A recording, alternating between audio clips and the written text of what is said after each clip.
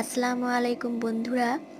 ছেলেকে সন্ধ্যাবেলা যোগা ক্লাসে দিয়ে আমরা পাশের একটা পার্কে গিয়েছিলাম। আমার বাড়িতে আমার দাদার ছেলে এসেছে, তো ওকে নিয়ে একসাথে বেরিয়েছিলাম।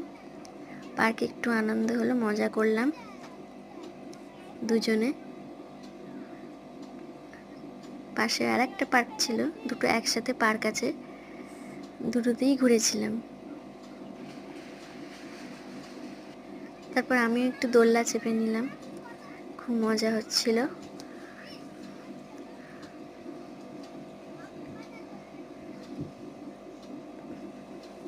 তারপরে হলো ফুচকা খাওয়ার পালা। ও একাই ফুচকা খেলো, আমি খেলাম না, কারণ আমার পেটটা একটু খারাপ ছিল, তাই আমি খাইনি, লোভ সামলে দাঁড়িয়েছিলাম। তারপর আমরা বাড়ি ফিরছি ছেলেকে নিয়ে। তো বন্ধুরা, ভালো লাগলে ভিডিওটা অবশ্যই লাইক করো, সাবস্ক্রাইব করো।